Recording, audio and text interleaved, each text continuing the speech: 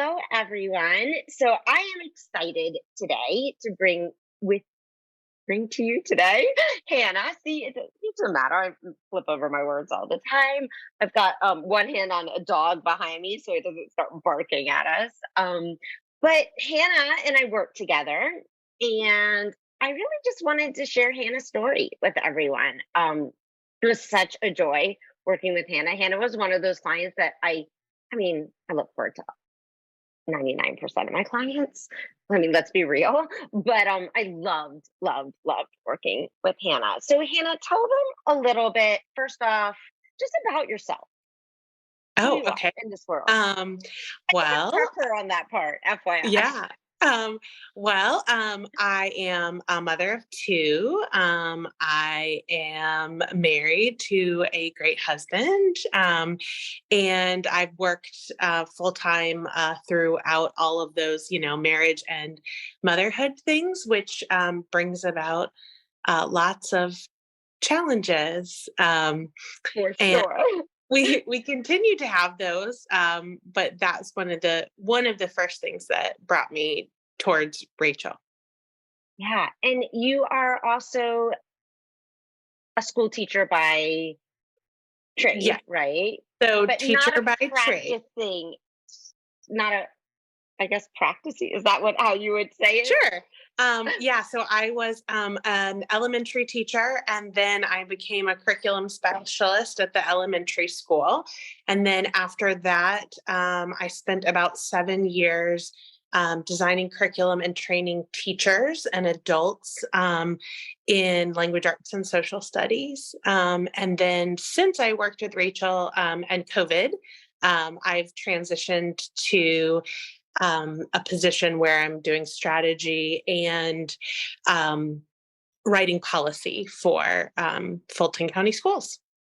So she's quite an accomplished young lady. I just had to showcase that because I think it's really important that people see the full picture of the busyness of the life that you have. I mean, it's impressive. It's crazy. It's amazing. it's Anyway, it's our crazy life, but we love it and we choose it, and it's hard to balance. So and I think there's a lot of people out there that can totally relate to that. So Hannah, tell them a little bit about what drew you to start working with me, to start working on basically you. sure. Well, I have always kind of felt that tug of war between, I would almost say three ways between being a wife and a partner, a Mhm. mother and a professional. And I really have kind of struggled with that all along, sometimes better than others. But with two small children, it's challenging. So that was one of the big pieces. And I had done some previous work on it, but it wasn't meeting my needs. Like I Mhm. wasn't sure what those needs were, but it just wasn't working. And I had taken kind of a break on that. And by taking a break on on myself, I kind of found myself in a place where I knew I needed help beyond what I could currently do. Um, the biggest push to work with Rachel, one, I had an injury from working out, and I started doing yoga, and so I found Rachel through yoga. Um, but then kind of found that her way of thinking about things was a different perspective in working on self and working professionally. So when we had a conversation, I considered it. But very shortly after, I found out that my position that I had had for 7 years was going to be dissolved, and that shook me. So I now understand that I really connected my identity of who I was to that role as a coach and an educator and a Mhm. developer of curriculum. And feeling that piece taken away really gave me an unbalance. Yeah. And so that was the biggest push to start this work, because I didn't know how to navigate a life where I wasn't a coach and a developer and all of these things that I had worked really hard to become professionally. Yeah, I think it's actually quite common that, we wrap our identities around, our roles or our careers, or some people wrap it around just, if they're just a mom, just being a mom. And then all of a sudden, maybe like my kids are getting ready to go. My son is getting into college, which is blowing my mind.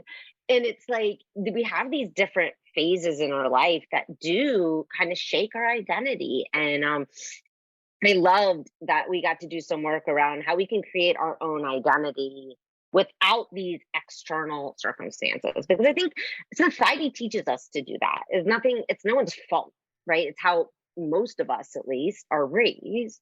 And it can literally rock our world, Mhm. literally. So, Yeah. what would you say was like the biggest challenge to overcome in terms of saying yes to doing this work, to working with me? Because it's not cheap. It's not necessarily, I would say, easy. Well, I would say initially the financial component scared me a Mhm. lot. I am a caretaker and a giver by nature, and I typically put myself last. So if my kids need cleats or they want to do an extra private lesson or whatever it might be, like that's like a no brainer for me to invest in that. But the thought of financially investing in myself was really scary. But also, if you commit to that, you're saying that you're worth the time and the money, and that you're going to really commit to it. At least in for me, I often 100%. avoid things that I know I'm not going to commit to, Yeah. that like fail first. And so by doing this and making a 6 month commitment, um, I was saying that I'm going to be all in. And I think those were equally as scary, even though I think the reason I probably gave you was financial. Yeah. Yeah. I'm so glad you said, I'm like, not so glad you said that, but I think I tell the coaches I train now, it's almost 90% of the time, it's not actually financial, even though that's what people are going to tell us. Mhm. Because it's easier than admitting to ourselves that I'm afraid either it's not going to work on me or I'm not going to commit to myself. No one wants to say that. That's like, I mean, hey, I've been in same shoes, right? It's like, oh, it's like a hard pill to swallow. And it's easier to say, I don't have the money, or, like you said, I think as moms, like I'm, of course, first to put my kids' needs first. And I think we all forget that if we're not putting our needs first, we have nothing left to give them. And I think that's kind of the exact spot that I was in when I started with you, is I just didn't really have anything else of myself to give. And that was like the biggest push to move forward with the work and commit. Yeah. And tell them a little bit about what were some of tangible, intangible results that you feel, I don't want to say accomplished. I mean, that's not, I mean, it's like that you've worked, because I actually, as you know, and I tell everyone, it's a journey. So, right, like we make steps. I don't really believe the journey ends just because our work necessarily may not continue. Doesn't mean the work ends. Like, right, like I think work will do until probably we take our last breath. Mhm. Oh, yeah, it's not a, like, sign the contract and then when the time's up, you're done kind of Right. situation. It's like, Um, here are the tools. Now you get to a point where maybe you need less support in working on them. I don't know the right yeah, words, but I right. think you start owning them and using them. First, it's really, you have to be intentional about it, and then it becomes part of your practice, part of your being. And when you are using them without realizing it, I think that's the time when you maybe are ready to not have the full coaching commitment. But that timeline is different, I Everybody. think, for everyone. I think Rachel kept going, are you renewing? Like, let's talk about this. And I'd be like, oh yeah, like we're continuing to go here. Um, And but yeah, I mean, there's people that need, I'll be honest, there's people that need way longer than 6 months. I mean, I've had support pretty much for about 4 or 5 years now. yeah. And I mean, it's at different levels, right? Mhm. But and then there's some people that it sinks into their DNA super quick and poof, fly Yeah. away, little birdie. And we worked together through most of the duration of COVID too. Yeah. So I think you were like an extra layer of support during that time. And so I was like not letting you go. Even if I probably could have been ready. But Yeah. I don't know, in terms of tangible and intangible, I think one big piece is accountability. When you commit to this work, you're committing to meeting with you week to week, and putting things into play. Mhm. And if you don't do it, not only are you just not losing, but like, you know that you're meeting with your coach again and you're going to talk about either how it went or why you didn't do it. And either way, you have to be accountable. Yeah. Um, so that was really huge. And I would say a huge piece for me was vulnerability. Like, Mhm. and I think a lot of it was the relationship we built. But even in previous work I had done with like a therapist, there were things, thoughts in my mind. And I think this is part of the work that you do with the tools that I never said out loud. Like it's like the Mhm. thoughts that go through your mind that you would never want Mhm. anyone to know. Mhm. And I still am kind of shocked that I said those things to you or that Oh, I wrote them down and read them, yeah. because those are those deep things you don't want anyone to know. But that's where the work is that I hadn't previously probably gotten to. So that would be like well, I don't know, it's not tangible, but that would be like a That's an huge, amazing intangible, I would say, yeah. result. And then I think the last one, and this kind of goes to the tools, is awareness. Mhm. I think I understood the results, like it's like cause and effect. I always understood the results of my anxiety, terrible IBS, avoiding Welcome to the club. social situations, all of those things. I always understood that, and I understood that I felt anxious, but it kind of stopped there. Mhm. Um, and so some of the biggest, I think, benefits that I still see now is the awareness. So like I'm feeling this way, like what happened right before? Why do I feel this way?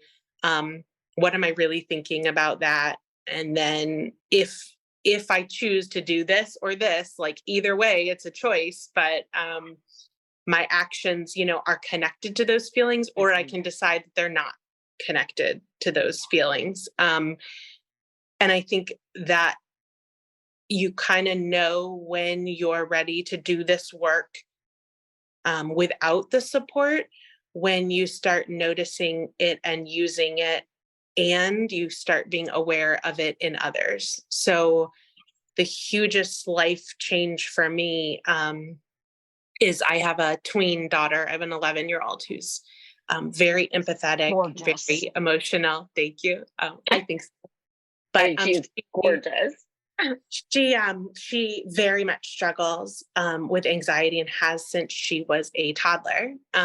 And being able to use some of the same language and some of the same tools with her, almost coaching her in some situations, I think that is like a lifelong gift as a parent of a girl, um, that I will like always take with me. I mean, this is like totally different and silly, but I was at work right when we were coming back from COVID, so it had been like a good 9 months or so, and a colleague was having a really really hard time, and she was really like thinking her mind was racing and all of those things that we have of like, why did this happen? And what were they thinking? And is it my fault? And all those pieces. And um, I like totally pulled some Rachel language out with her without even realizing it. And, I'm like, okay, so which of these are feelings and which of these are facts?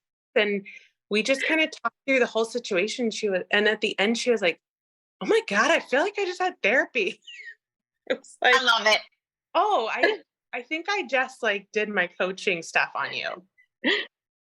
And I think that's when you know that you're owning the process, Yeah. you're owning the tools.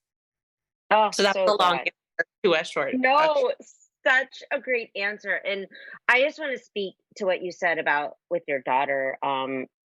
It's part of why I'm so passionate about this work. It's because I know me doing this work has changed my now 15, almost 16-year-old from when she was 11, so much anxiety to now, some, but very little. And I really do believe it's because I did that work and it passes down, right? And I'm able, like you said, to often, I don't know if it's but like hold that support for her, hold that space, and sometimes offer a different perspective, sometimes not. Sometimes it's just being that safe space to land.